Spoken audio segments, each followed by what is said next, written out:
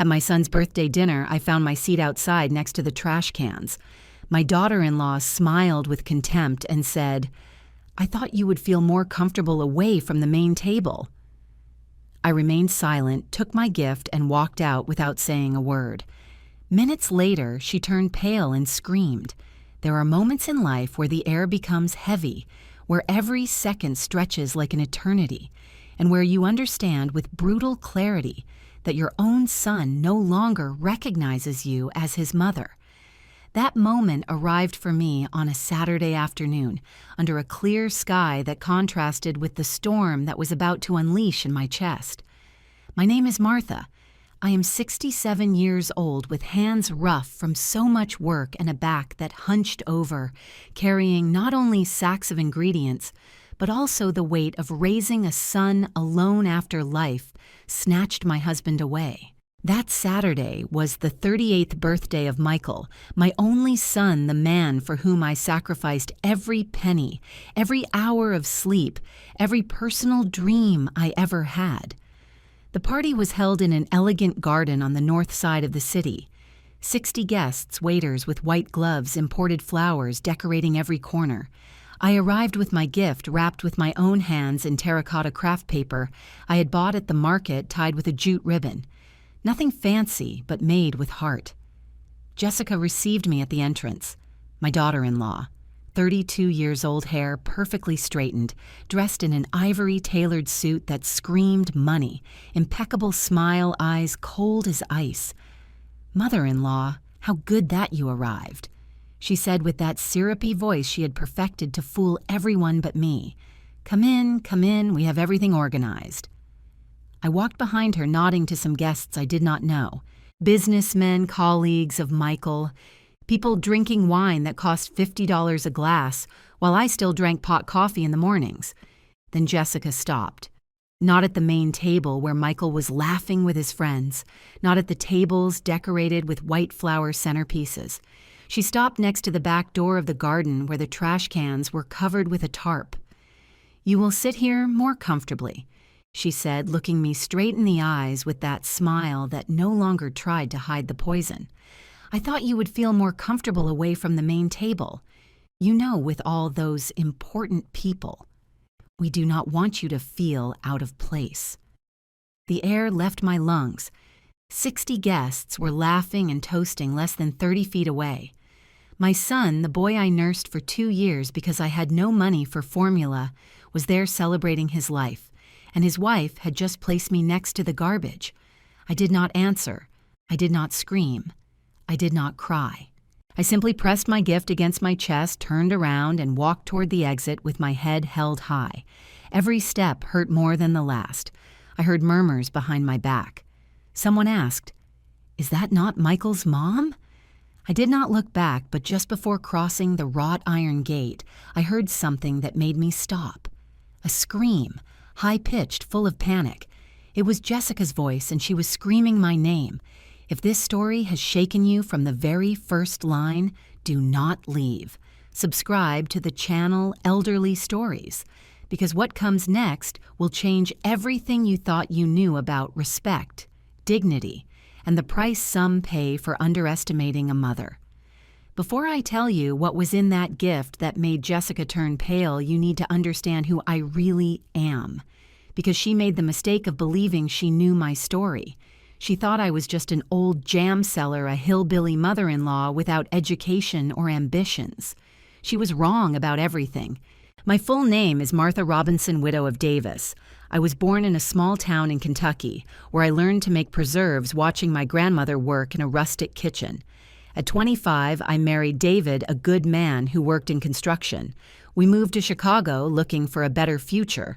For 10 years, we were happy in our modesty. We lived in a house inherited by my mother in a working-class neighborhood, nothing fancy but ours. David left before dawn to the construction sites. I took care of Michael, our only son, the gift that arrived when we had almost lost hope of being parents. Michael was barely 7 years old when everything collapsed. A Tuesday in October, I remember I had prepared pot roast for dinner. The phone rang at 3 in the afternoon, a male voice, professional, distant. Mrs. Davis, we regret to inform you that there was an accident at the site. Your husband. He did not finish the sentence. It was not necessary. David died because of a poorly secured scaffold. 35 years old, a whole life ahead, and he was left lying on the concrete while his co-workers screamed for help. The construction company offered us $10,000 as compensation. $10,000 for a life, for the father of my son, for my partner. I rejected them. I hired a lawyer with the savings we had. They gave us $50,000 after 6 months of fighting. With that, I paid for the funeral, the debts David had left unintentionally, and I had $10,000 left. $10,000 to raise a 7-year-old boy in a city that does not forgive. That night, after the burial, I sat in the empty kitchen. Michael slept in his room, exhausted from crying so much. I had 2 options: break down or get up. I chose to get up. I remembered my grandmother's hands kneading, cooking, creating. I remembered the taste of her strawberry jams, her pickled vegetables, her artisanal sauces. And I thought, this is what I know how to do. This is what will save me. I bought 50 glass jars, 20 pounds of fruit and sugar. I spent 3 days cooking without stopping. My first products were strawberry jam with a spicy twist and apple butter. I sold them outside schools, at farmers markets, knocking on doors. I earned $50 a day, sometimes less, but I did not give up. I worked 18 hours every day. I woke up at 4 in the morning to cook, took Michael to school, went out to sell, returned to cook more, helped my son with homework, put him to bed, and continued canning until midnight. My hands filled with burns. My back began to hurt permanently, but every dollar I earned was a step forward. Michael grew up seeing me fight against fatigue, against bills that did not add up, against suppliers who took advantage of a lonely widow. When he turned 12, he told me, "Mom, when I grow up, I am going to buy you a huge house so you can rest." I hugged him, crying. "I do not need a huge house, my love. I just need you to be a good man." I enrolled him in a private school. It cost me $500 a month that I did not have, so I worked double. He never knew that many nights I ate only bread with butter, so he could have protein on his plate. When he reached high school, my preserves were already known in several markets. I had developed unique recipes: peach jam with cinnamon spicy peanut sauce, chipotle marinades, with my special touch. People began to order from me by request. By the time Michael entered college, I already had a small rented shop. I had invested every dollar I earned into growing the business. I never spent on new clothes for myself. I never went to the movies. I never bought myself a treat. Everything was for him. University cost him $80,000 over 5 years. Systems engineering. I paid every tuition in full, on time, without a single delay. Michael graduated with honors. I wept at the ceremony wearing the same dress I had worn at my wedding, mended 3 times. He got a job at a tech company. Good salary, promising future. He hugged me the day he signed his contract and told me, "This is for you, Mom. Everything I am is thanks to you." I thought we had made it. I thought the sacrifice had been worth it. I did not know that 4 years later, a woman with a perfect smile would arrive to destroy everything we had built together. I did not know that my own son would leave me next to the trash cans on his birthday. But that afternoon, walking toward my car with the gift still in my hands, something inside me broke. And when something breaks in a woman who has survived so much, it can become dangerous. Because I was not the defenseless old woman Jessica believed she knew. I was a warrior who had fought 30 years to give everything to her son. And warriors do not surrender. They reorganize. Michael met Jessica 4 years ago at a business conference. He was 34, she was 28. When he spoke to me about her for the first time, his voice sounded different, excited, almost childish. "Mom, I met someone special. She is smart, works in digital marketing, comes from a good family. I think she is the one." I wanted him to be happy. After everything we had gone through together, he deserved to find love. So when he told me he wanted to introduce her to me, I prepared my signature stew from scratch. 3 days of work. I bought fresh flowers for the table. I cleaned the house until every corner shined. Jessica arrived one Sunday at noon. I remember her perfectly. She wore a fitted emerald green dress, stilettos, a brand name bag that cost more than my monthly rent.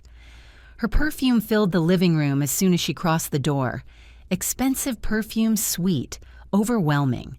She extended her hand without getting close to greet me with a hug, as is our custom. "Nice to meet you, Mrs. Martha. Michael has told me so much about you." Her smile was perfect teeth, incredibly white lips, outlined with precision.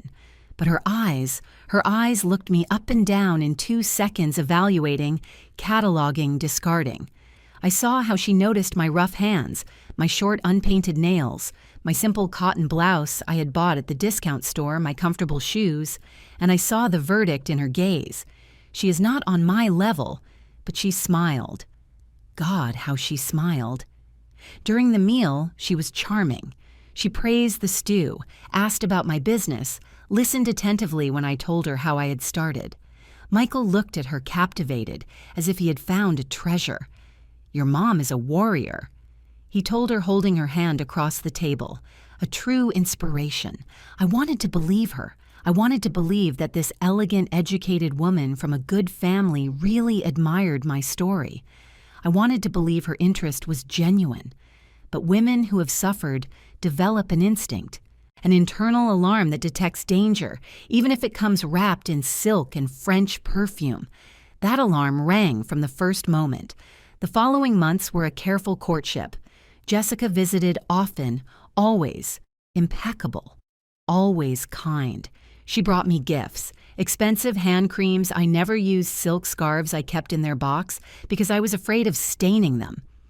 "You deserve to treat yourself, mother-in-law," she would say with that syrupy voice. "You have worked so much, mother-in-law." That is how she began to call me, as if it were an affectionate nickname, but the way she pronounced it. There was something there, something diminutive, something that made me feel small. A year later, Michael called me excited. "Mom, I proposed to her. She said, yes, we are getting married." My heart skipped a beat, not of joy, of fear. "Are you sure, son? You have barely been together a year." "Mom, she is the woman of my life. I have never been more sure of anything." The wedding was big, too big. Jessica insisted on a luxury hall downtown, 200 guests, live orchestra, 3-course menu. "It is just our special day," she explained while I looked at the budgets with a churning stomach. The total cost $80,000. Jessica's family could pay for it. Her father owned a chain of hardware stores. Her mother, a cold woman who looked at me exactly like her daughter did the first time we met, wore jewelry worth more than my house. But Michael wanted to contribute his share. "It is my wedding too, Mom. I want to feel that I paid for it." He did not have enough saved. He confessed it to me one night, ashamed. "How much are you missing?" I asked, although I already knew the answer. $30,000. I know it is a lot, but I swear I will pay you back. It is a loan, Mom, a loan. I had $40,000 saved. It was my emergency fund, my security, the result of 5 years of saving every extra dollar. I gave him the $30,000. "Do not pay me back, son. It is my wedding gift. Your happiness is the only thing that matters." Michael hugged me, crying. "You are the best mother in the world. I do not know what I would do without you." Jessica thanked me with a kiss on the cheek that did not touch my skin. How generous, mother-in-law. Michael is lucky to have you. The wedding was spectacular. I attended with a dress borrowed from a neighbor, sitting at a table in the back with my distant cousins and some friends from the neighborhood. The Parker family table. Jessica's family was at the front, close to the bride and groom. During the party, one of Jessica's aunts approached to greet me. "So you are Michael's mom. What a nice boy. And how humble, right? With those origins, so simple." She smiled, but there was no kindness in that smile. That night, I understood something. For Jessica's family, I was not the mother-in-law. I was the uncomfortable reminder that Michael came from the bottom. I was the stain on their perfectly polished lineage. After the wedding, things changed. Michael began to visit me less. Jessica has many social activities, Mom. You know, dinners with her friends, work events. When they came together, Jessica started with the comments, small poisoned wrapped in laughter. Oh, mother-in-law, do you always eat with your hands like that? In my house, we were taught to use silverware even for pizza. Laughter. How interesting your way of speaking is. Your accent is so authentic, so country. Laughter. Michael, love, you should convince your mom to dress up a little more. I mean, just in case she ever wants to come to one of our gatherings. Laughter. Michael said nothing. He just smiled uncomfortably and changed the subject. I clenched my fists under the table and kept eating in silence. 2 years later, Jessica convinced Michael of something. My love, your mom lives in that house that is so outdated. Do not you think we should help her modernize it? I mean, if we ever want to bring our friends, it has to look presentable. Michael arrived alone at my house one afternoon. Mom, Jessica is right. This house needs renovation. Let me help you. We can change the living room, remodel the kitchen, paint everything. I do not have money for that, son. I will lend it to you. $40,000. I know a good and cheap architect. $40,000. $10,000 more than what I had given him for the wedding. I accepted. Because I thought it was his way of returning what I had given him. Because I wanted to believe he still cared about my comfort. Because I still did not understand that Jessica was not beautifying my house. She was erasing my history. And that was just the beginning of what I was about to lose. The remodeling began on a Monday in March. 3 workers arrived at 7 in the morning with paint cans, tools, and blueprints I had never seen. Jessica accompanied them. Good morning, mother-in-law. I came to supervise personally. I want to ensure everything is perfect for you. Perfect for me. Those were her words. The first thing they did was empty the living room. The workers took out every piece of furniture, every ornament, every photograph. I watched from the kitchen with a lump in my throat that grew with every piece that disappeared. Jessica, where are they taking my things? To a temporary storage, mother-in-law. Do not worry. When the work is finished, we will return what is worth keeping. What is worth keeping? The sofa where David and I sat every night to watch television disappeared. It was very worn, mother-in-law. We bought you a new modern one. The carved wooden rocking chair that had belonged to my grandmother disappeared. Those old things accumulate dust. They are not hygienic. The mahogany bookshelf where I kept Michael's school notebooks, his childhood drawings, his first grades, disappeared.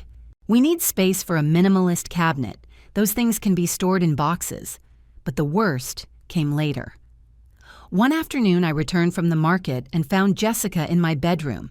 She had in her hands my grandmother's embroidered quilt, burgundy with yellow flowers woven by hand. My grandmother had used it for 50 years. She gave it to me on her deathbed. So you remember me, honey, so you know where you come from. Jessica observed it with a look of disgust. What are you doing with that? I asked her, trying to stay calm. Oh, mother-in-law, I was organizing your closet. There are so many old things here. This rag is already unraveling. I am going to donate it to a shelter. Surely someone needs it more than you. That rag is from my grandmother. Precisely for that reason. It already served its function. Memories are in the heart, not in things. She smiled at me. You who are so detached must understand. She took it from my hands before I could react. Jessica, please. Mother-in-law, trust me. This is for your own good. You need to renew yourself. Let go of the past. My grandmother's quilt ended up in a black bag along with other old things. I never saw it again. 2 weeks later, it was the turn of the photographs. I had a whole wall dedicated to memories. Framed photos of my wedding with David, of baby Michael, of his first steps, of his graduation, of the 3 of us at the beach, the only family trip we could afford. Jessica took them all down. These photos are faded, mother-in-law, and these frames are so outdated. We are going to put up modern paintings, abstract art much more elegant. But they are my memories. You can scan them and save them digitally. That way they do not take up space. The photo of my wedding with David, where he looked at me as if I were the most valuable thing in the world, went into a box in the basement along with all the others. In its place, Jessica hung 3 minimalist paintings, gray lines on a white background, without soul, without history. See the difference? Now this looks like a magazine house. My house no longer looked like mine, but the hardest blow came one afternoon in April. I was in the kitchen preparing apple butter when I heard Jessica talking on the phone in the living room. Her voice sounded different without the fake sweetness. Hard real. "Yes, Mom, we are almost done. This house is going to be worth double when we sell it." No, she does not suspect anything. She thinks we are helping her. Michael does what I tell him. He is so in love he does not even question. Calculate that in 2 years we convince her to move to a nursing home. Something discreet, not too expensive. I froze with the ladle in my hand. The house is in her name still, but I am working on that. Michael is an only child. Eventually, it will be ours. In the meantime, we are eliminating all that sentimental trash. It is incredible the amount of junk poor people accumulate. She hung up. I took a deep breath. I kept stirring the apple butter as if I had heard nothing. When she came out of the living room, I smiled at her. "Everything good, daughter? Everything perfect, mother-in-law. Need help with that? No thanks. I'm almost done." That night, alone in my bedroom that I no longer recognized, I took out a floral notebook I kept at the bottom of my drawer. It was old with yellowed pages. I had used it years ago to write down recipes. I tore out the last blank pages, and I began to write. Date. Time. What I had heard. Word for word. Because if life had taught me anything, it was this. Predators attack those who seem weak. But I had survived the death of my husband, poverty, 30 years of fighting alone. I was not going to let a pretty girl destroy everything I had built. Jessica made a mistake. She thought I was an ignorant old woman without education, without resources. She did not know that women like me are dangerous precisely because we have learned to survive in silence. I kept smiling. I kept calling her daughter. I kept allowing her to direct the renovation. But every cruel comment, every stolen object, every humiliation went into that notebook. And at night, while she slept peacefully in her fancy house, I planned. Because my son had taught me something unintentionally. Sometimes the best hit is the one nobody sees coming, and I was preparing mine. I just needed the perfect moment, and that moment would arrive 3 months later in an elegant garden in front of 60 guests. On Michael's 38th birthday, the day my daughter-in-law would send me to sit next to the trash cans, the day her perfect smile would turn into a scream of panic. But before reaching that moment, I had to endure something worse than the loss of objects. I had to endure the loss of my dignity in front of strangers. The remodeling ended in May. My house looked unrecognizable. Immaculate white walls, straight-line furniture without history. Everything spotless, everything cold, everything foreign. Jessica organized a housewarming gathering without asking me. "Mother-in-law, I'm going to bring my friends so they can see how it turned out. It is going to be something intimate, just a few glasses of wine. Is Saturday okay?" It was not a question. It was a notification. That Saturday, 5 women arrived, all Jessica's age, all dressed as if they were going to a fashion show. Heels, brand name bags, perfumes competing with each other to fill the space. I was in the kitchen preparing snacks. I had made cheese pastries my specialty. I thought at least I could contribute something in my own house. Jessica entered the kitchen with one of her friends. "Oh, mother-in-law, you should not have bothered. We ordered canapés from a gourmet boutique, but your pastries look rustic. Surely the girls will be curious to try homemade food." Homemade food, as if it were something quaint, something folkloric. Her friend looked at me with that smile I already knew. The smile of someone observing something curious but inferior. "Are you Michael's mom? Jessica has told us so much about you." "It is a pleasure," I replied, drying my hands on my apron. "You must be so proud of your son. Jessica says you made a great sacrifice to educate him. You sold preserves, right? How admirable to work with your hands. Work with your hands, as if it were a fun anecdote to tell at their elegant dinners. In the living room, the other women toured my house, commenting out loud, "Look at this transformation. Before this looked like a country house, right, Bane?" Totally. My mother-in-law has very traditional tastes, but we managed to modernize it without losing its humble essence. Laughter, glasses clinking. I came out of the kitchen with the tray of pastries. Jessica intercepted me in the hallway. "Mother-in-law, why do not you stay in the kitchen? We are talking about work things, digital marketing, brand strategies. We do not want to bore you with topics you are not going to understand." I stayed in the kitchen, like the maid in my own house. From there, I heard their voices, their laughter, their comments. Michael is a sweetheart, but the in-laws are quite a topic. I understand you perfectly. Mine are also from the sticks. The important thing is that he has ambitions, that he wants to grow, not stay stuck in that poverty mentality.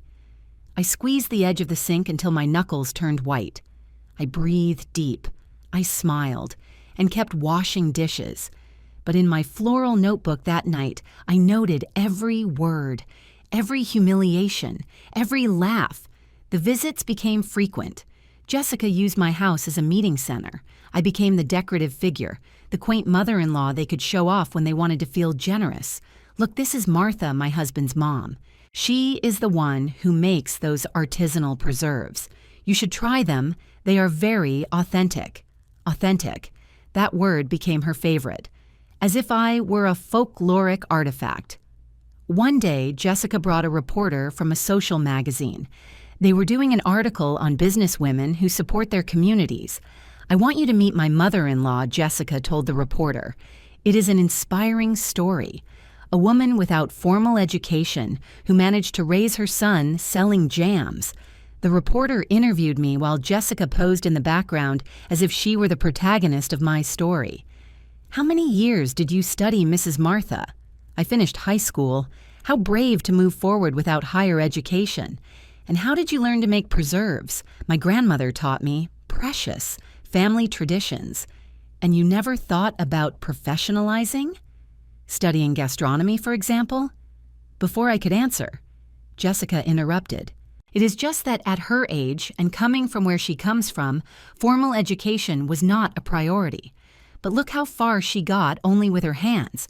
It is admirable, the resilience of humble people." Humble people.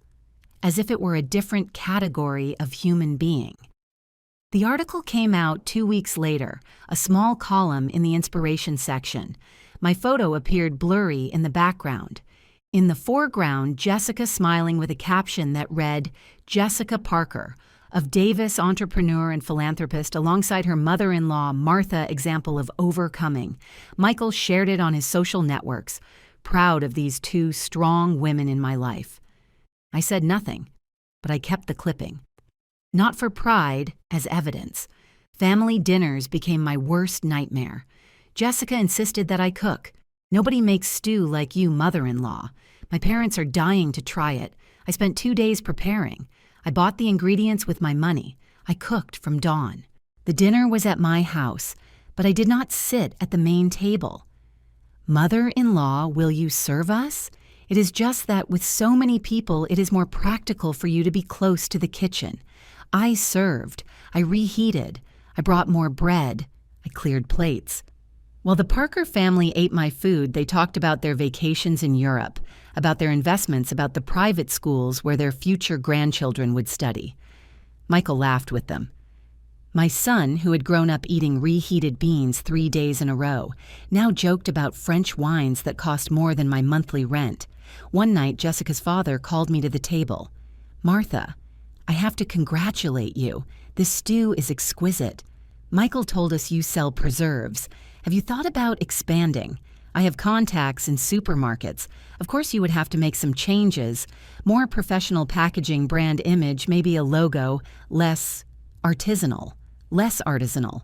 Another elegant way of saying less poor. Thank you, Mr. Parker, but my business is doing well as it is." Sure, the comfort of the local market. I understand not everyone has ambitions to grow." Jessica smiled from her chair, a smile of victory. That night, after everyone left, I found the kitchen destroyed, dirty dishes piled up, food spilled on the stove napkins crumpled on the floor. I cleaned until 2 in the morning, and in my notebook with a trembling hand, I wrote, "I no longer recognize my son.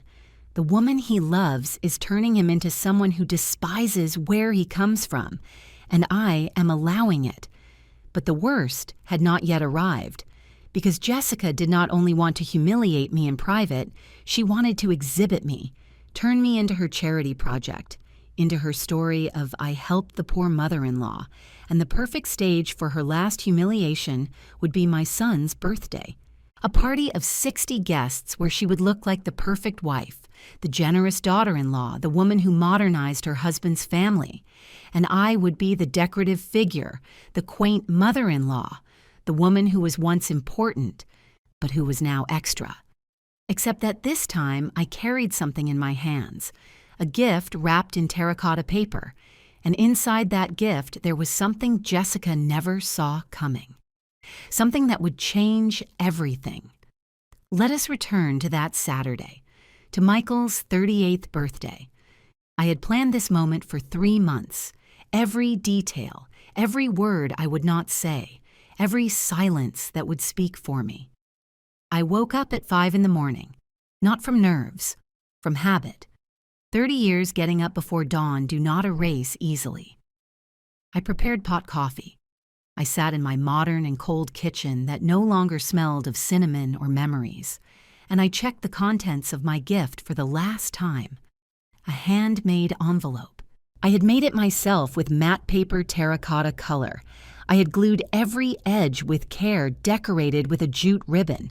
Nothing fancy, but made with intention. Inside were 3 documents.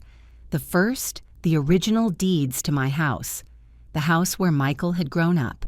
The house Jessica had modernized, the house she planned to sell when they put me in a nursing home. 2 years ago, when Michael turned 36, I had gone to a notary. I had been thinking about it for months. He was my only son, my heir. Everything I had would one day be his, so I put the house in his name. But I was not naive. I included a clause the notary helped me draft, life estate. I could live in that house until my death. Nobody could sell it, rent it, or modify it without my consent while I was alive. The house was Michael's on paper, but in reality, it was still mine. I never told him. I kept the deeds in a safety deposit box, waiting for the right moment. The second document was a bank account statement. My preserves business had grown more than anyone imagined. While Jessica presented me as the mother-in-law who sells jams, I had closed a distribution contract with a regional supermarket chain. My products were now sold in 200 points of sale. Martha's Preserves. That was the trade name, with logo, barcode, health registry, everything legal and professional. In my bank account, there was $200,000. And I had a signed contract for 3 more years, projected income $400,000. Jessica had made fun of my little village business while I built a silent empire. The third document was the distribution contract, with official letterhead, with my full name as the sole owner of the company. I put the 3 papers in the terracotta envelope. I closed it. I tied it with the ribbon, and I dressed for the party. I did not wear anything elegant, a simple bone-colored cotton dress, my comfortable shoes, no makeup, no jewelry. I wanted to look exactly as Jessica expected, a simple old woman who did not understand fashion or appearances. I arrived at the garden at 6 in the afternoon. The party started at 7, but I knew Jessica would be there early, supervising every detail. And there she was, dressed in an ivory-tailored suit that must have cost $2,000. Hair tied in a perfect bun, white gold earrings, 4-inch heels. She saw me arrive, and her smile tensed just a second. Then she composed herself. "Mother-in-law, good thing you arrived early. That way you can help me supervise the waiters setting the tables properly." I did not answer. I just nodded. I spent the next hour watching them transform the garden into a magazine setting. White flowers in every corner, hanging lights, tables with linen tablecloths, crystal glasses, silverware, $10,000 in catering. I knew because I heard Jessica talking to the coordinator. $10,000 to celebrate my son, while I had raised him on beans and rice. The guests began to arrive. People I did not know, colleagues of Michael, friends of Jessica, the entire Parker family. Michael greeted me with a quick kiss on the cheek. "Mom, thanks for coming. You look good. Not I missed you. Not good to see you. Just thanks for coming." As if I were an obligatory guest. "Happy birthday, son." I extended my gift, the terracotta envelope. He looked at it with that expression I already knew, a mix of condescending tenderness and shame. "Oh, Mom, you should not have. Leave it over there and I will open it later. It is important, Michael. Open it now." "Mom, I have to greet the guests." "Later?" "Yes." He took it from my hands without really looking at it. He left it on a side table next to other gifts, boxes wrapped in shiny paper with huge bows. My handmade envelope looked small, humble, out of place, just like me. Jessica approached. Her perfume arrived before her. "Mother-in-law dinner is almost starting. Come, I will show you where you are going to sit." I walked behind her. We passed the main table where Michael's seat of honor was. We passed the tables decorated with flower centerpieces. We passed the orchestra area. We kept walking toward the back of the garden, and then she stopped. Next to a service door, next to a tarp covering the trash cans. Here, there was a folding chair, alone. No table, no tablecloth. "I thought you would feel more comfortable away from the main table," she said, looking me directly in the eyes, no longer smiling without masks. "You know, with all those important people, we do not want you to feel out of place." The entire garden seemed to have stopped. Some nearby guests turned. I saw their expressions: surprise, discomfort, pity. But nobody said anything, not even Michael, who was less than 30 feet away laughing with his friends. I looked at Jessica. I looked at the chair next to the trash. I looked at my son, who had turned his back on me, and in that moment something inside me broke definitively, not with pain, with clarity. The clarity of someone who finally understands she has been fighting for something that no longer exists. I walked back to the table where Michael had left my gift. I took it, and I headed for the exit without saying a word. I heard murmurs. "Is not that Michael's mom? What happened? Is she leaving?" I kept walking. My car was 50 yards away, the keys in my purse, 40 yards, 30, and then I heard the scream, high-pitched, terrified, full of panic. "Michael, Michael, come here now." It was Jessica. I stopped. I did not turn around, but I stopped. "Martha, Mrs. Martha." Wait, now she used my name, not mother-in-law, my full name. I heard footsteps running behind me, confused voices, the murmur of 60 guests wondering what was happening. A hand touched my shoulder. Michael, pale, confused. "Mom, what is happening? Jessica is..." She found... What is this? In his hand trembled the terracotta envelope, opened, the 3 documents visible. Behind him, Jessica ran with her impossible heels. She had red cheeks, eyes wide. "Why did not you tell me?" she screamed. "Why did you never say anything?" I turned slowly. I looked at both of them. At my son, who was just beginning to understand. At my daughter-in-law, who had finally lost control. And I smiled. For the first time in 4 years, I smiled for real. 60 pairs of eyes looked at us. The orchestra had stopped playing. The waiters had stopped with trays high. The entire garden had become a frozen stage, and I was in the center. "Mom," Michael repeated with a trembling voice. "What is all this?" I looked at the papers in his hands, the house deeds, the bank statement, the distribution contract. "It is your birthday gift, son." I thought it was time you knew the truth. Jessica pushed her way next to Michael. Her mascara was running. Her hands were shaking. "This cannot be real. It is fake. It has to be fake." "It is completely real," I said with a calm I did not know I possessed. "You can verify every document with Notary Public number 23 of Chicago, or with First National Bank, or with the neighborhood supermarket's my authorized distributor. Michael read the papers as if they were in another language. His lips moved without making a sound. Jessica's mother approached.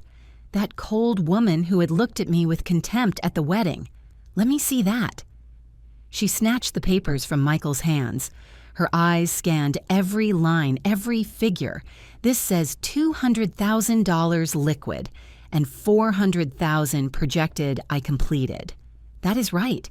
My jam business, as you call it, generates that and more every year. Jessica's father approached too. He took the distribution contract, read it, turned to see me. You are the owner of Martha's Preserves. The sole owner, founder, administrator, everything. But in the magazine, Jessica stuttered.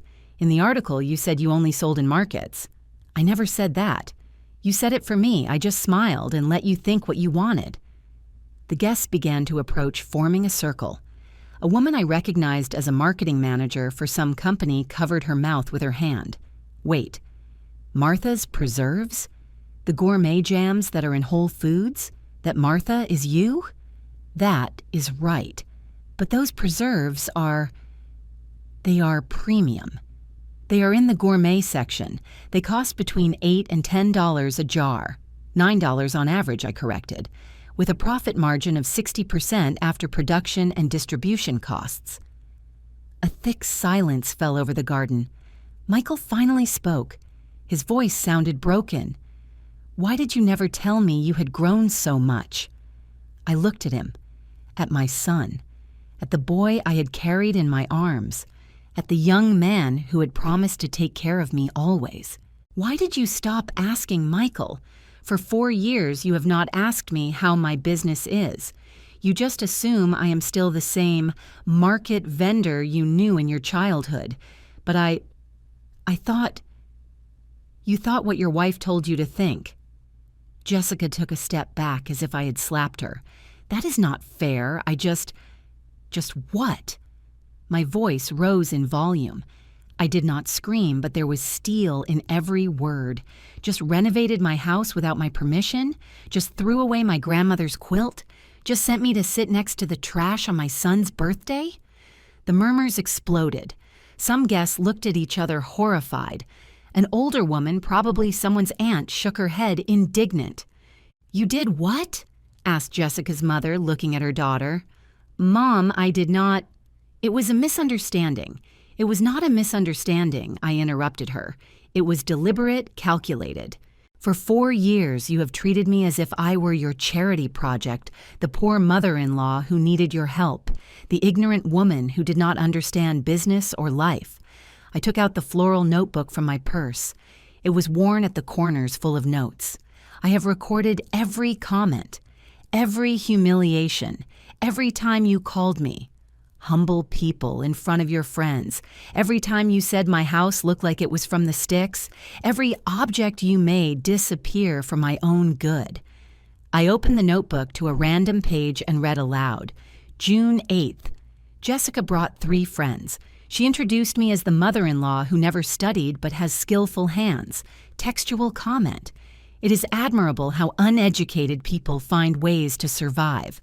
I turned the page. July 22nd. Family dinner. I served for 2 hours. Nobody invited me to sit down, Mr. Parker said. Not everyone has ambitions to grow. He referred to me. Another page. September 3rd. Jessica told her mother on the phone, quoting textually, in 2 years we convince her to move to a nursing home. The house will eventually be ours. The garden exploded in scandalized murmurs. Jessica's mother went pale. You said that? Mom, it was taken out of context. I have recordings. I dropped the final bomb.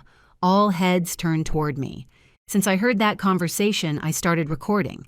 I have audio from 3 months. Conversations where you plan to sell my house, where you discuss how to get rid of me, where you mock my manners, my way of speaking, my clothes. I took out my cell phone. An old model, one of those Jessica had looked at with pity.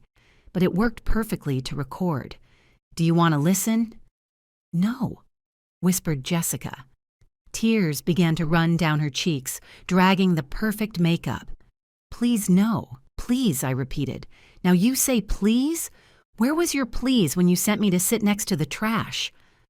Michael let himself fall into a chair. He had his head in his hands. "My God, Mom, I did not know any of this. You knew," I said softly. "Maybe not the details, but you knew. You were there every time she humiliated me, every time she made me feel small, and you chose not to see it because it was more comfortable.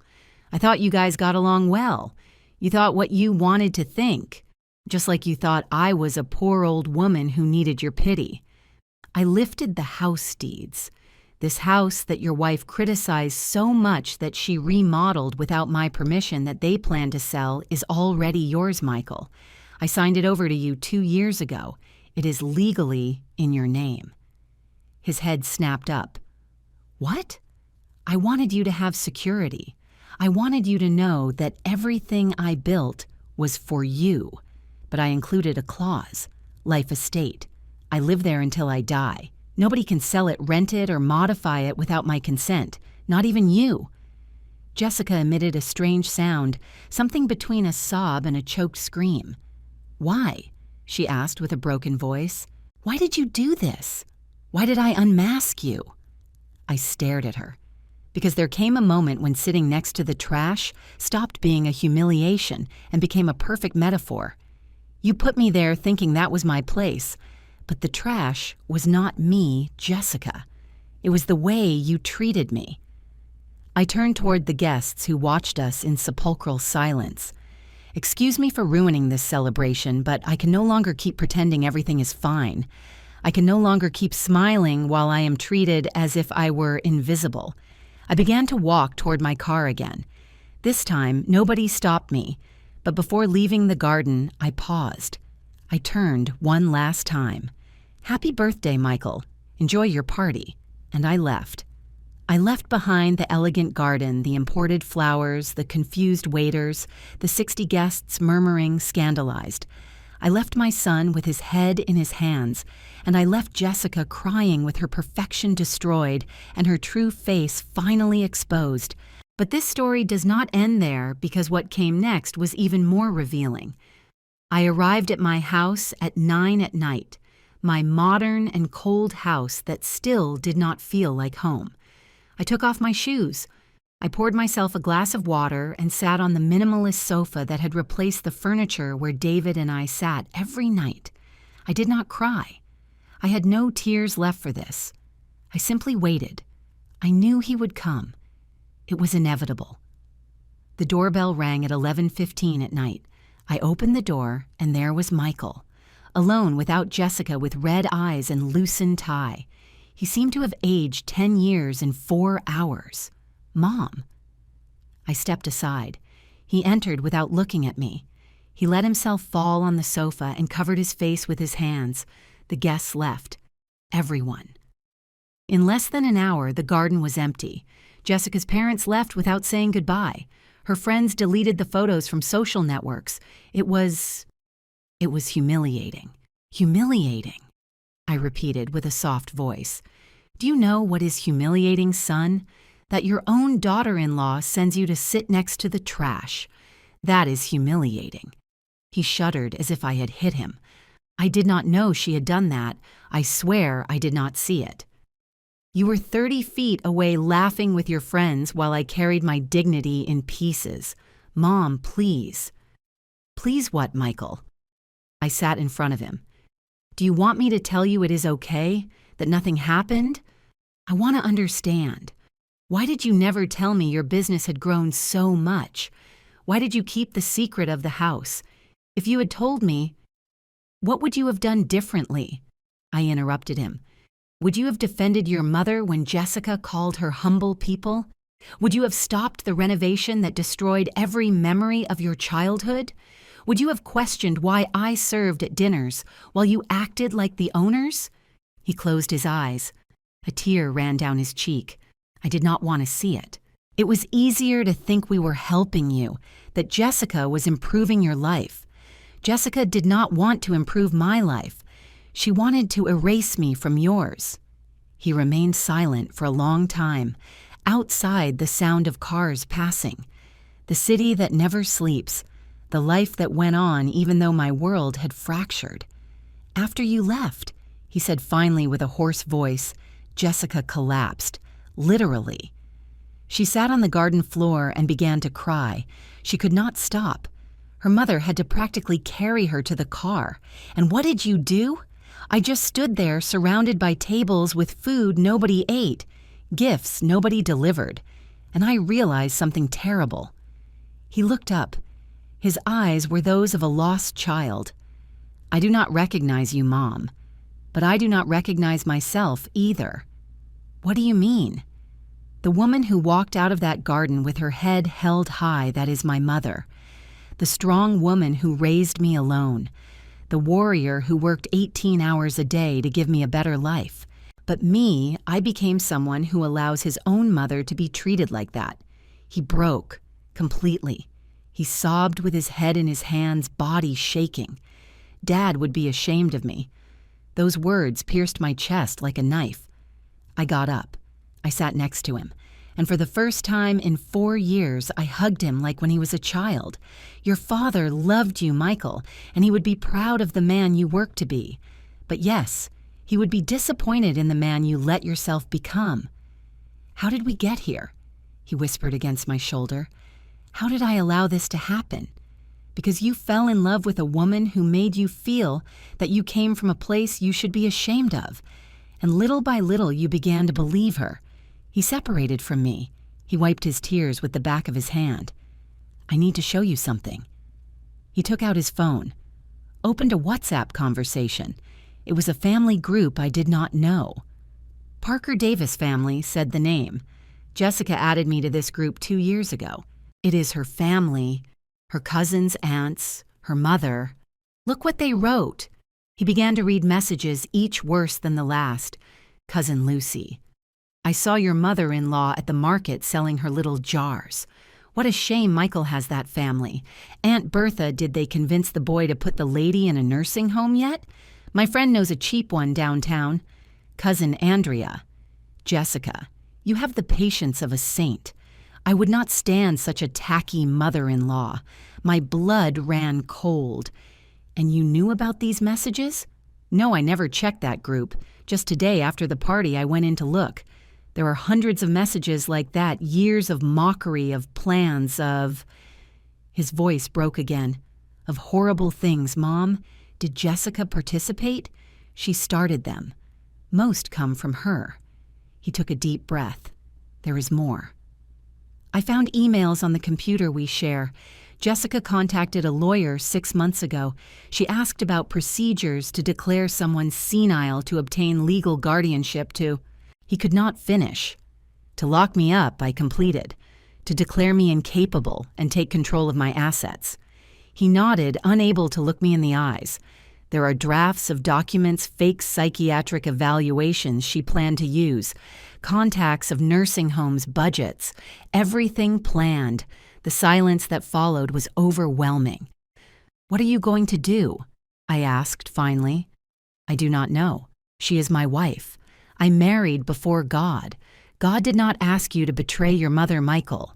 I know, but it is just that for 4 years, I built a life with her. We have plans. We talk about having children, about buying a house in the suburbs, about selling your mother's house to finance those dreams. He shuddered. She said it was best for everyone that you would be better off in a place where they took care of you, that the house was worth a lot, and we could invest that money that you no longer had the energy to live alone. And you believed her? I wanted to believe her, because the alternative was accepting that I married someone capable of this. I got up. I walked to the kitchen. I needed to move. I needed to process that my son had been about to sign my exile. Mom, he followed me. What was in that envelope besides the documents? You said you had recordings. I have them. What do they talk about? What else did they say? I looked at him long and hard, trying to decide how much truth he could handle. How much more did he need to hear before he made a decision? There is a particular conversation, I said slowly, from last month. Jessica was talking to her mother. They were in the living room. I arrived early and heard them before they noticed my presence. What were they saying? Jessica asked her mother how much time was prudent to wait after putting someone in a home before selling their properties. Her mother replied, 6 months, so it does not look suspicious. And make sure the place is far away, that she cannot cause problems. The color left Michael's face. No, that cannot be. Then Jessica said, and I quote this textually because I have listened to it 20 times, the good thing is that Michael is so busy with work he will not even notice when she disappears. And if he asks, we tell him she is happy in her new home with people of her level. Michael let himself fall against the wall. His legs did not hold him anymore. People of her level, he repeated with horror. They talked about you as if you were trash that had to be taken out. Yes. He covered his mouth with his hand. For a moment, I thought he would vomit. I have that recording saved in 3 different places, I continued, and I am not the only one who has heard it. My lawyer has a copy, my accountant has a copy, and the manager of my bank has specific instructions. If something happens to me, if I end up interned somewhere against my will, if I disappear mysteriously, those recordings go directly to the district attorney. District attorney. What Jessica planned is a crime, Michael. Fraud. Forced displacement of a vulnerable person. Misappropriation. A lawyer explained everything to me. If I had signed those papers, she prepared. If she had declared me senile, I would have been the victim of a crime. My son slid down the wall until he was sitting on the floor. He looked like a broken doll. 4 years, he murmured. 4 years married to a stranger. I sat on the floor next to him, like when he was a child and fell playing when the world seemed too big and terrifying. The question now is, what are you going to do with that information? He looked up at me, and in his eyes I saw the 7-year-old boy who had lost his father, scared, lost, looking for his mother to tell him what to do.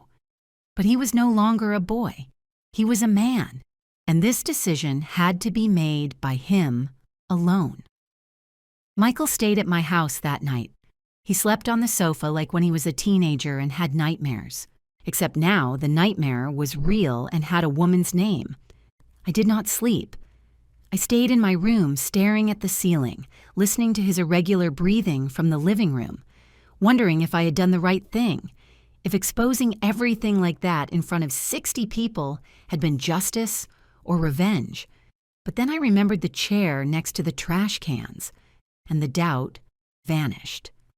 At 6 in the morning, I heard movement. I got up and found him in the kitchen making coffee.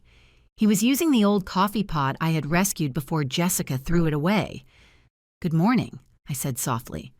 "I did not sleep at all," he replied without turning around. I could not stop thinking. "And what conclusion did you reach?"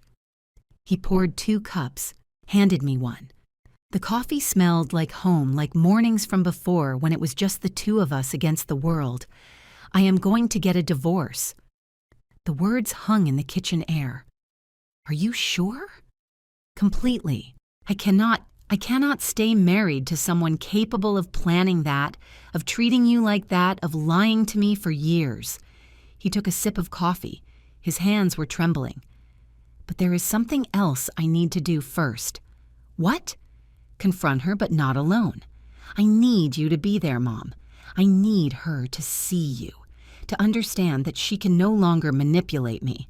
Michael, you do not have to." "Yes, I have to do it. For you, for Dad, for the man I am supposed to be." 3 hours later, we were in front of the apartment in downtown that Michael shared with Jessica. A modern building, 20 floors with a marble lobby and uniformed doorman. Michael opened the door with his key. We entered together. Jessica was in the living room. She was still wearing silk pajamas. She had not put on makeup. She had deep circles under her eyes and messy hair. When she saw us enter, she jumped to her feet. "Michael, thank God. I thought that we need to talk. Yesterday was a horrible misunderstanding. I never wanted—" "Sit down," interrupted Michael. His voice was different, cold, authoritative. Jessica obeyed. Her eyes jumped between the two of us, calculating, looking for an exit. "My mom stays standing," continued Michael. "Really?" He pointed to the gray velvet armchair that dominated the room. Jessica's spot, as they called it, where she sat to drink wine with her friends while they planned their perfect lives. I sat down. Jessica paled. Michael remained standing between the two, like a judge. "I am going to do this only once," he began. "I am going to give you the opportunity to tell the truth, the whole truth. No lies, no excuses, no manipulative tears. Michael, Did you plan to put my mother in a nursing home?" Silence. Answer. "I was exploring options for when she was older, for her own good. You declared her senile to a lawyer without her knowing. I did not get to. They were just consultations. Did you contact homes to budget her internment?" Tears began to roll down Jessica's cheeks, but this time they were not of sadness. They were of panic. "Michael, please, you have to understand the context. Did you tell your mother that I would not even notice when my own mother disappeared?" Jessica let out a sob. "I was angry. I said things I did not mean." "For 4 years?" Michael's voice rose. "Were you angry for 4 full years? Every time you called her mother-in-law? Every time you destroyed her memories? Every time you humiliated her in front of your friends? I just wanted the best for us," Jessica screamed, standing up. "That house is worth millions. We could sell it, invest, have a better life. You do not understand how hard it is for me to have a mother-in-law who sells jars in markets. My friends make fun. My family asks me why I allow her to live in such humble conditions. I was just trying to improve the situation. By sending her to sit next to the trash?" Jessica was left speechless. It was an impulse. I was stressed with the party, and throwing away her grandmother's quilt. Was that also an impulse? It was an old rag, and disappearing my father's photos and my grandfather's watch?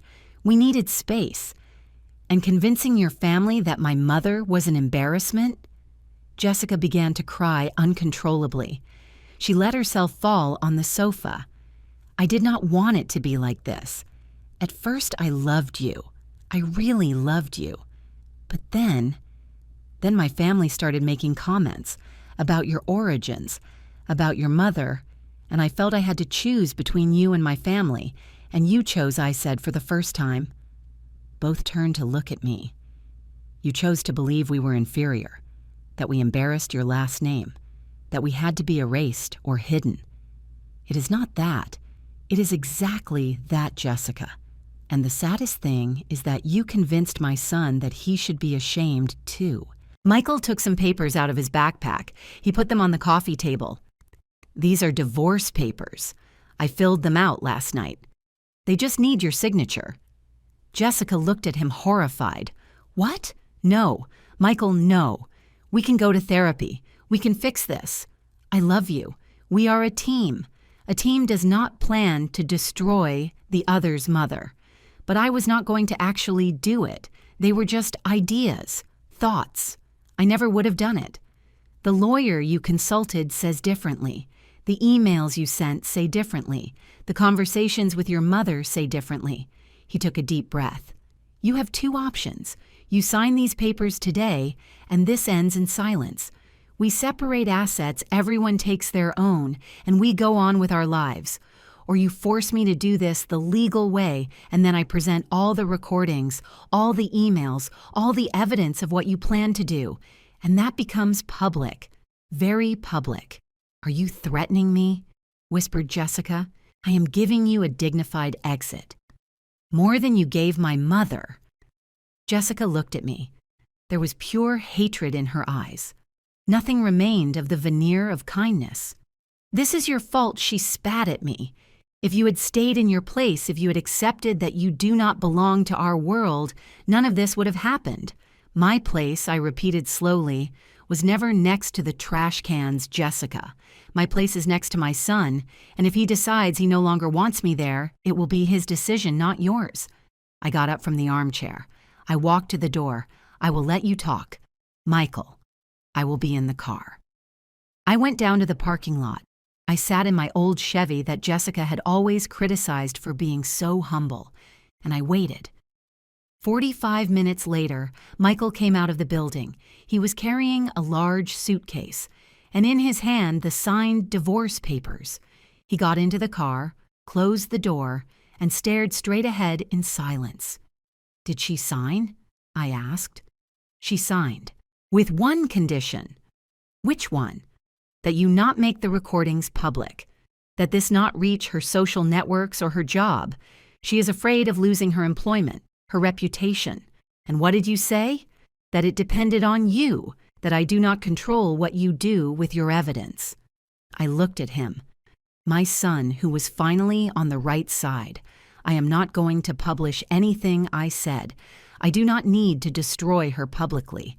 She already destroyed herself in front of 60 witnesses. That is enough. Michael nodded. A tear ran down his cheek. "Can I stay with you a while, just until I find a place? You can stay as long as you need. It is your house, Michael. It always was. It always will be." He started the car. He drove in silence for 20 minutes. Then he spoke with a broken voice. "Dad would have known what to do. He always knew how to protect you. Your father taught you to work hard, to be honest, to fight for what you love. The rest you learned alone. And today you learned the most important lesson, that true love does not ask you to betray the one who gave you life." He drove to the house, our house, where he had grown up, where I had cried, where together we had survived.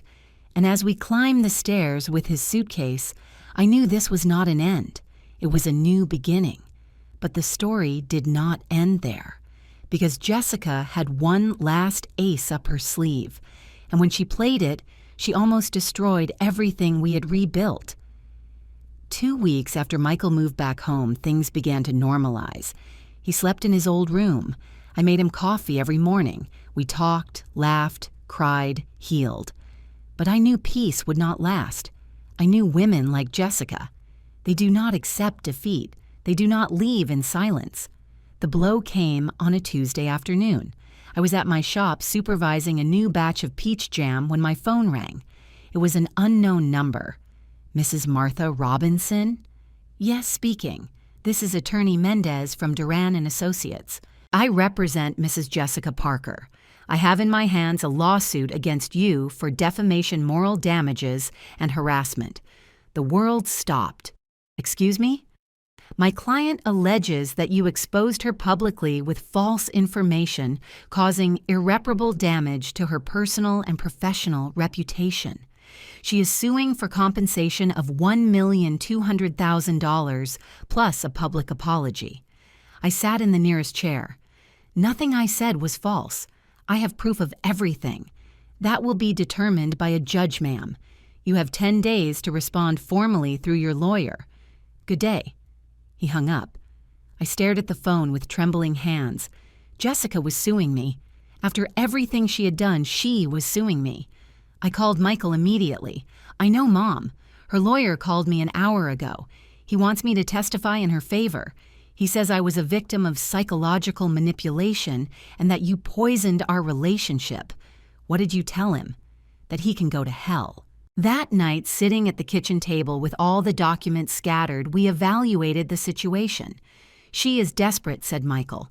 "She lost her marriage, probably lost the respect of her family, and now she is attacking because it is the only thing she has left. But can she win?" "I do not know, Mom. The law is complicated. If a judge decides that exposing her publicly was excessive, then she will take everything I built to defend herself." Fear settled in my stomach like a cold stone. I hired a lawyer, a woman named Gabriela Torres, a specialist in family law. I showed her everything: the recordings, the notebook, the emails Michael had found, the conversations from the Parker family group. Gabriela listened to every audio, read every note, and when she finished, she smiled. "Mrs. Martha, we are not only going to win, we are going to countersue." "What do you mean?" "What Jessica planned to do constitutes several crimes: anticipated fraud conspiracy to commit forced displacement, attempted misappropriation. We can present a countersuit, not only civil, but criminal. I do not want to put her in jail. It is not about putting her in jail.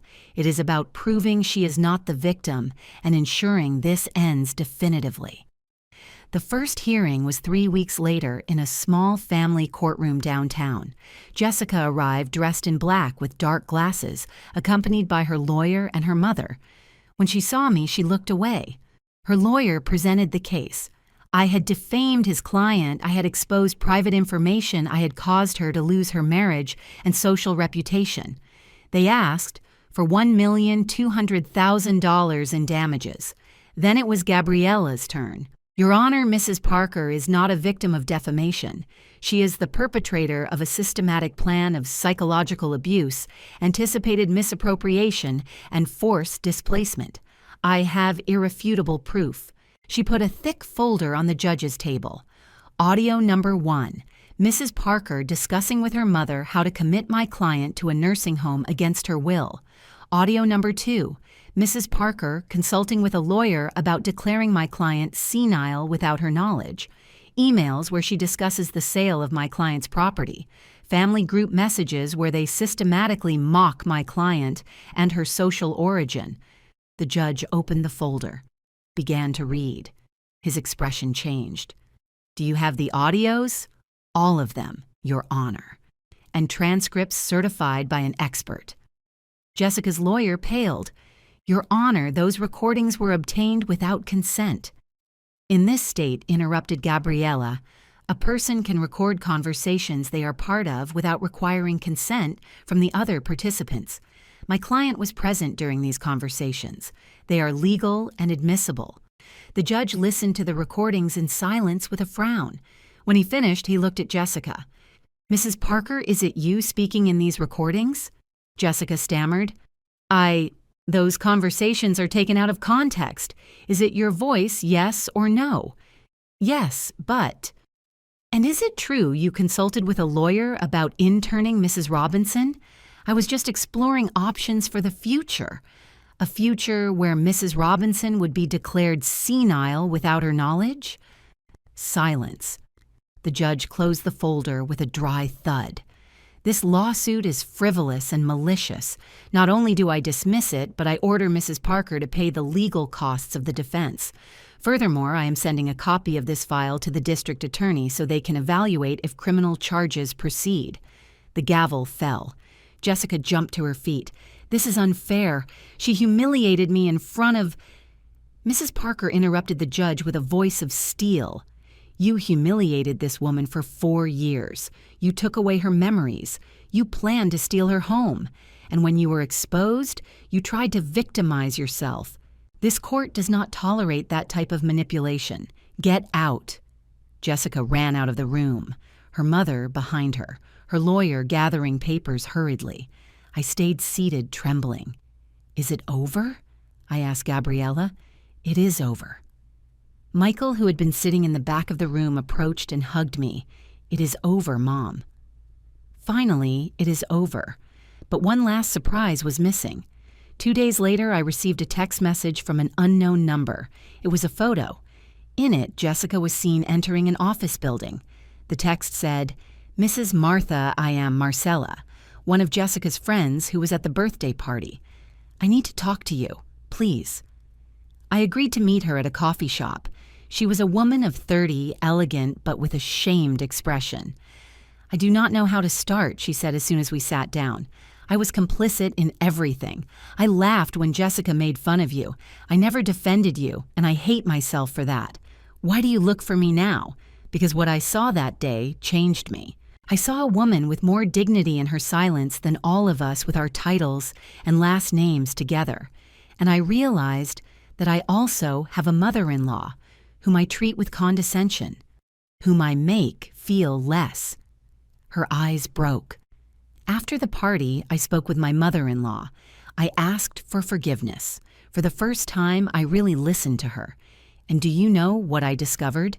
That she is an incredible woman, that she has fascinating stories, that I was wasting the opportunity to know her because I was too busy feeling superior. I'm glad you learned something, I said sincerely. I did not come just to apologize. I came to tell you something important. Jessica is planning to leave the country. Her family is sending her to Spain. They are going to say it is for work, but in reality it is to hide from the shame. Let her go. She is no longer my problem. But there is something else. Before leaving, she is coming to your house. Tomorrow night. I heard her tell another friend she was going to recover something that belonged to her from the house. I do not know what it is, but it sounded threatening.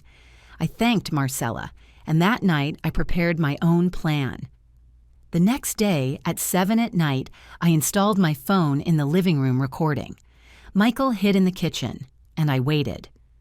At 8:30, the doorbell rang. I opened. There was Jessica, without makeup, sportswear, big bag on her shoulder. I came for Michael's things. He left here. Michael is here. You can ask him what he wants to take. I do not need to talk to him. Just give me his things, and I leave. No? Her expression changed. The veneer of cordiality disappeared. Stupid old woman. Do you think you won? Do you think you destroyed my life? I did not destroy anything, Jessica. You did it alone. I had a perfect marriage, a perfect life, and you ruined everything because you could not stand your son being happy with someone of better class. My son was not happy. He was a puppet. He loved me. He loved the idea of belonging to your world. There is a difference. Jessica took something out of her bag, a folded paper. Do you know what this is? These are the original deeds to this house. The ones that were in the bookshelf before the remodel. I kept them. And if you do not give me what I came looking for, I destroy them. And without them, you cannot prove Michael is the legal owner. I smiled, and from my pocket, I took out my phone. Do you know what this is, Jessica? It is a recording of the last 3 minutes where you just confessed to stealing legal documents from my house. That is called aggravated robbery. Her face lost all color. You are lying. You are not recording. Michael came out of the kitchen. She is recording. And so am I. Jessica stepped back as if slapped. Give me those deeds, said Michael, extending his hand. Now. Or what? You are no longer my husband. You cannot force me. No, but the police can, and they are a phone call away. Jessica looked at the deeds in her hand. Then she looked at us, and finally understood she had lost. She dropped the papers to the floor, turned around, and before leaving, she said, I hope you are happy in your humble little house, both together, as poor in spirit as always. We are not poor, Jessica, I said softly. We have something you never had, dignity that does not need to humiliate others to exist. The door closed behind her, and we never saw her again. 6 months later, my life had changed in ways I never imagined. Martha's Preserves kept growing. I opened a second shop. I hired 5 employees, all older women who needed work. Women's society had discarded because of their age. I taught them my recipes, my secrets, everything my grandmother had taught me, and each of them called me Mrs. Martha. Not mother-in-law, not with condescension, with real respect.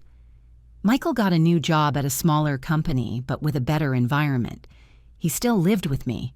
Just until I find an apartment, he said. But we both knew the truth. Neither wanted to separate yet.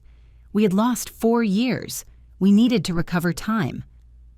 One afternoon, while we prepared apple butter together in the kitchen, he had insisted on learning. He told me, I met someone. My heart skipped a beat. Yes? Her name is Sarah. She's an elementary school teacher. Simple kind. And yesterday, when I told her our whole story, do you know what she said? What? That she wanted to meet you. That a woman who had built an empire from scratch while raising a son alone was someone she admired, not someone to be ashamed of. My eyes filled with tears. And what did you tell her? That I would bring her to dinner Sunday, and that she better be ready because my mom cooks like the angels but interrogates like a detective. We laughed together, like we had not laughed in years. On Sunday, Sarah arrived with flowers, not expensive roses, simple carnations from the market. She hugged me as if she had known me forever. "Mrs. Martha, it is an honor. Michael has told me so much. Hope not everything," I joked. "All the important stuff.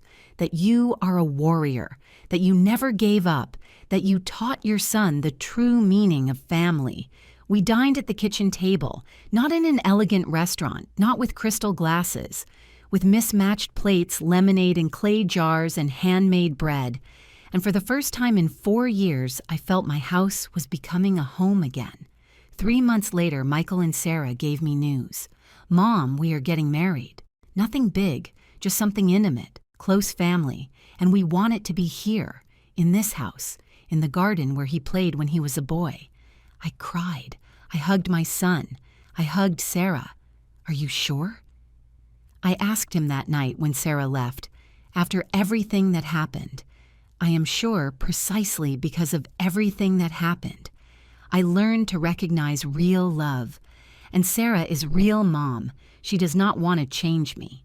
She does not want me to be ashamed of you. She wants to build something true. The wedding was a Saturday in May. 30 guests in our garden. Marigolds because Sarah said they were her grandmother's favorites. Bluegrass music, pot roast that the 3 of us prepared. When the judge asked if anyone opposed the union, there was a moment of tense silence. Some guests looked at me, remembering what had happened in the previous marriage. I stood up. "I want to say something." Michael paled. Sarah looked at me with pleading eyes. "I want to say that this time when I give my blessing to this marriage, I do it with a whole heart. Because Sarah did not come to erase us. She came to add. And that is what true love does. It adds, it does not subtract." Applause filled the garden. Michael hugged me crying. "Thanks, Mom, for not giving up on me, for waiting for me. Children are not an investment, my love. They are an act of faith. And my faith in you never died. It just hid for a while." That night, when everyone left and the house was silent, I sat in the garden, in the same place where Jessica once sent me next to the trash cans. But now there were flowers there, and a bench Michael had built with his own hands. I looked at the stars, and I spoke to David like I did sometimes. We made it love. Our son found his way back. It was not easy. It was not fast. But he returned. The wind blew soft, the flowers swayed, and I knew he heard me. Because in the end, true wealth is not in what you possess, but in what you do not allow them to take from you. And I did not allow them to take my dignity. I did not allow them to take my worth. And above all, I did not allow them to take my son. There was a moment when I was sitting next to the trash, but I got up. And by getting up, I taught everyone a lesson they will never forget. That a 67-year-old woman who has survived death, poverty, and betrayal is the most dangerous woman that exists, because she no longer has anything to lose and everything to prove. If this story touched your heart, if you have ever felt invisible, humiliated, or belittled by your own family, leave me your words in the comments. Tell me from what part of the world you accompany us. Sometimes knowing we are not alone in our pain is the first step to healing. Like if you believe dignity has no price. And subscribe to this channel because we will keep sharing stories of women who got up when the world told them to stay on the ground. Remember, true love never asks you to betray your essence, and the family that belittles you does not deserve the honor of your presence. Until the next story, God bless you.